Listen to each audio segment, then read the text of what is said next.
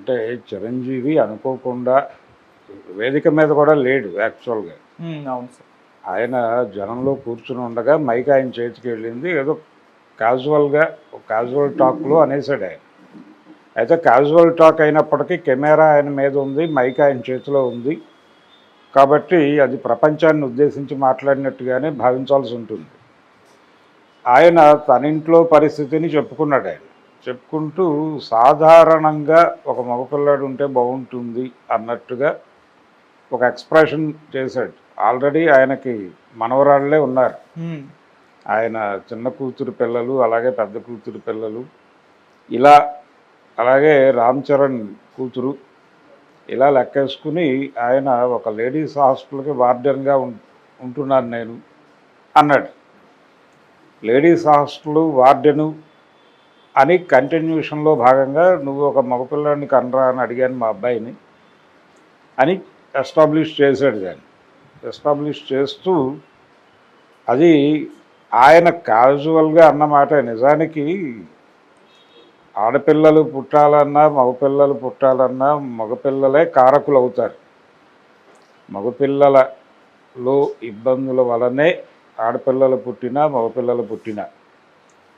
కాబట్టి ఆడపిల్లలు పుట్టడానికి మగపిల్లలు పుట్టడానికి భార్యల ప్రమేయం ఏమి ఉండదు, భర్తల ప్రమేయమే అధికముగా ఉండును అని చెప్పి డాక్టర్లు చెప్తున్నారు. అందుకని ఆయన రామ్ చరణ్ని ప్రాధేయపడినట్టుగా మనకు కనిపిస్తుంది. కానీ ఇది క్యాజువల్ టాక్గానే చూస్తే బెటర్. ఎందుకంటే ప్రతిదీ వివాదం చేయాల్సినటువంటి అవసరం లేదు. ఆయన తన కూతురు వ్యవహారంలో ఆయన నడుచుకున్నటువంటి తీరు, శ్రీజ విషయంలో అది చూశాను మనం. ఆ టైంలో కూడా రకరకాల విమర్శలు వచ్చినాయి. అమ్మాయి ప్రేమ వివాహం చేసుకోవటం, ఆ ప్రేమ వివాహం వికటించిన తర్వాత మళ్ళీ ఈయన చేరదీయటం. ఈ చేరదీసినటువంటి సమయంలో ఆ అమ్మాయికి కూతురు పుట్టిన తర్వాత వీళ్ళు చేరదీశారు. చేరదీయటం తర్వాత ఆవిడ ఇక్కడికి చేరారు. చేరిన తర్వాత అతనితో విడిపోయారు. తర్వాత ఇంకో వివాహము, ఇలా నడిచింది ఆవిడ జీవితం.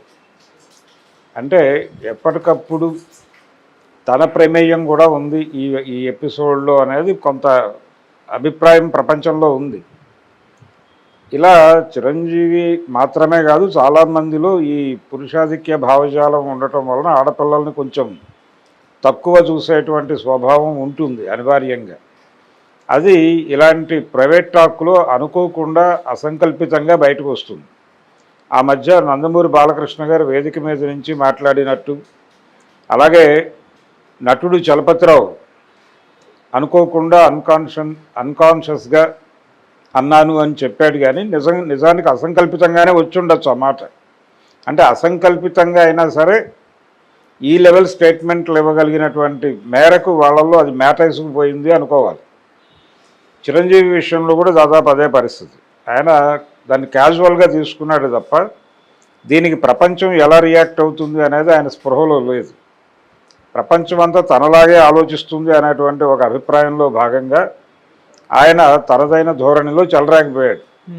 రెండోది తన పర్సనల్ లైఫ్ దీన్ని ప్రపంచంతో పంచుకుంటున్నాను అనేటువంటి ఒక అనుభూతిలో ఉన్నాడు తప్ప దీనిలో ఎవరు ఈ స్టేట్మెంట్ని ఎలా తీసుకుంటారు అనేది ఆయన పట్టించుకోవాలి. ఈ పట్టించుకోకపోవడం వలన ఇప్పుడు ప్రపంచం పట్టించుకుంది. నిజానికి ఆడపిల్లలు వద్దు అనుకోవడం వలన జరుగుతున్నటువంటి విషపరిణామాలు మనం చూస్తున్నాం సమాజంలో. చాలా కాలంగా ఉంది. చిరంజీవి నటించినటువంటి శుభలేఖ సినిమాలో డైలాగ్ ఉంటుంది. అంటే సాక్షి రంగారావుని కలుస్తాడు ఆయన సినిమాలో క్యారెక్టర్ పరంగా. కలిసినప్పుడు ఆయన నా భార్య డెలివరీ ఉంది అందుకని టెన్షన్లో ఉన్నాను అంటాడు. ఏమిటి ఎవరు పుట్టారు అని అడుగుతాడు ఆయన. అంటే మైనస్ ఏరా అంటాడు సాక్షి రంగారావు. మైనస్ అంటే అంటాడు చిరంజీవి ఆడపిల్లే అంటాడు ఆయన. అదేంటి బాబాయ్ ప్లస్లు మైనస్లు ఏంటి, మహాలక్ష్మి పుట్టింది అనుకోవాలి కదా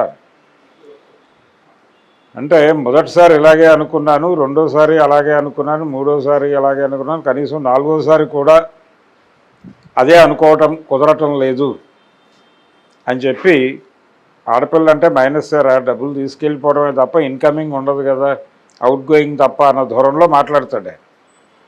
చిరంజీవి గారు కోప్పడతాడు సాక్షి రంగారావు. అలా ఎలా అంటావు నువ్వు, ఆడపిల్లలు ఆదిశక్తులు అన్న టైప్లో చిన్న విశ్వనాథ్ గారి నాయకత్వంలో చిన్న ప్రోగ్రెసివ్ డైలాగ్ చెప్పి బయటకు వచ్చేస్తాడు ఆ సీన్లో నుంచి. ఇలాంటి సందర్భం ఇప్పుడు సాక్షి రంగారావు ఆయనే అయిపోయాడు, ఆయనే సాక్షి రంగారావుగా మారాడు.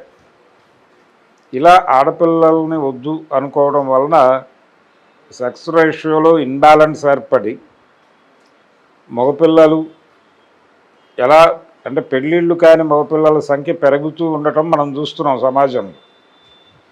ఆడపిల్లలు చూజీగా వెళ్ళటం చూస్తున్నాం, చూజీగానే. వరకట్నం ఇవన్నీ ఏమి నాశనం కాల, అన్నీ ఉన్నాయి యాజ్ ఇట్ ఈజ్. కానీ కాకపోతే కొంత చూజీగా వెళ్ళేటువంటి అవకాశం దొరికి అలా వెళుతున్నారు వాళ్ళు. దీని పట్ల మగపిల్లల్లో తీవ్రమైన వ్యతిరేకత వ్యక్తమవుతూ వీళ్ళు మరీ సాంప్రదాయం వైపు వెళ్ళిపోతున్నారు వాళ్ళ మీద కోపంతో. అసలు మన వాళ్ళు ఏం చెప్పారు, మన పెద్దలు ఏం చెప్పారు, ఆడపిల్ల నవ్వు పెదవి దాటకూడదు, కాలు గడప దాటకూడదు అని చెప్పారు కదా, వీళ్ళేంటి విశృంఖలంగా వ్యవహరిస్తున్నారు అని చెప్పి ఓపెన్గా మాట్లాడే లెవెల్కి మగపిల్లలు వెళ్ళిపోయి ఆడపిల్లల మీద ఒక రకమైనటువంటి కక్షపూరిత ధోరణితో సాంప్రదాయం అడుగు కాలు గడప దాటకూడదు అన్న టైప్లో ఉండాలి వాళ్ళని కోరుకోవడం మొదలుపెట్టి అది ఒక పైత్యంగా ప్రకోపిస్తున్నటువంటి పరిస్థితుల్లోకి మగపిల్లలు చాలామంది వెళ్ళిపోయారు. అలా మగపిల్లలు బ్యాక్ రన్నింగ్లోనూ ఆడపిల్లలు ఫ్రంట్ రన్నింగ్లోనూ ముందుకు కదులుతున్నారు, వీళ్ళు వెనక్కి కదులుతున్నారు. ఇటువంటి ఒక విచిత్రమైన పరిస్థితి సమాజంలో నెలకొని ఉండటానికి కారణం ఇలాంటి అభిప్రాయాలు ఉండటం. అయితే చిరంజీవి దగ్గర ఎందుకు ఎక్స్క్యూజ్ చేయొచ్చు అంటే, చిరంజీవి తను ఆల్రెడీ మనవరాళ్లతో ఉంది మా ఇల్లు, ఒక మగపిల్లాడు ఉంటే చాలు అన్న ధోరణిలో మాట్లాడాడు తప్ప ఇది టెస్ట్ చేసి ఆడపిల్ల అయితే వద్దు భ్రూణ హత్య చేయండి దాకా వెళ్ళలేదు. కాబట్టి ఆ మేరకు క్షమించవచ్చు. కానీ అతనిలో కూడా పురుష భావజాలం ఖచ్చితంగా ఉంటుంది. మెయిల్ డామినేటింగ్ సొసైటీలో మనం బతుకుతున్నాం. ఇక్కడ ప్రతి సందర్భంలోనూ ఆడపిల్లల మీద ఆడవాళ్ళ మీద కొంచెం నెగిటివిటీ అసంకల్పితంగానే వచ్చేసేటువంటి అవకాశం ఉంది. బాపు గారి కార్టూన్లలో కూడా దొరుకుతుంది. అంటే ఆయన చాలా క్యాజువల్ టాక్లోనే, అంటే క్యాజువల్గా కార్టూన్ గీస్తూనే ఇంట్లో ఆడవాళ్ళు అంటే భార్యల కింద భర్తలు అణిగిపోతున్నారు, నలిగిపోతున్నారు అన్నదే ఆయన కార్టూన్ సబ్జెక్ట్. ఒక భర్త తలుపు సందులో నుంచి చీటీ పెట్టి, చిట్టి నిజంగానే బస్సు లేట్ అవ్వటం వలన ఆలస్యమైంది, అందుకనే కండక్టర్తో లెటర్ రాయించుకొచ్చానని చెప్పి ఆ చీటీ లోపలికి పెడతాడు. అది కార్టూన్.